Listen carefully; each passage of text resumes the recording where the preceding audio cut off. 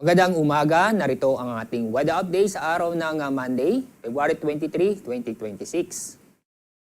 Ang shear line ay kasalukuyan naapektuhan ang silangang bahagi ng Southern Luzon at ng Visayas. Samantala, yung amihan, kasalukuyan mahinang epekto nito kung saan naapektuhan ang nalabing bahagi ng Luzon. At yung easterlies, ito yung mainit na hangin na kung saan nagdadala ito ng malinsangan na panahon. Kung saan naapektuhan ang malaking bahagi ng Mindanao. At sa mga oras ito, wala po tayo na monitor o binabantayang bagyo o low pressure area sa loob at sa labas ng ating Philippine Area of Responsibility. At sa susunod ng 2 hanggang 3 araw, itong mahinang amihan ay patuloy na hihina ito. Kaya bukas, inaasahan po nating walang amihan na makakapekto sa ating bansa. Samantala, yung easterlies ay inaasahan po natin na magpapatuloy ang makakapekto sa ating bansa. At sa susunod ng mga araw, wala tayong inaasahang LPA o bagyo na makakapekto sa ating bansa.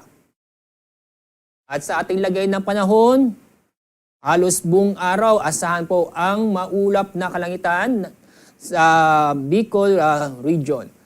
Asahan ang kalat-kalat ng pag-ulan at may kasamang thunderstorm sa mga lalawigan ng Albay, Sorsogon at Masbate.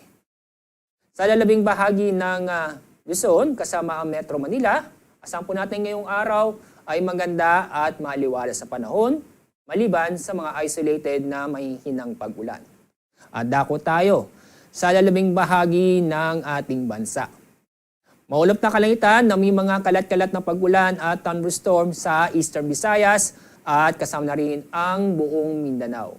Kaya sa mga kababayan po natin, sa mga nabanggit na lugar, mag-ingat at maging alerto dahil sa mga pag-ulan nito na posibleng magdulot ng pagbaha o pagguho ng lupa.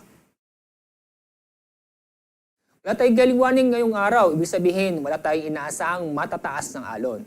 Pero paalala sa mga kababayan po natin na mabalak pumalahot sa ating karagatan, huwag kalimutang mag-ingat dahil sa mga thunderstorm na nabubuo sa bandang hapon o sa gabi.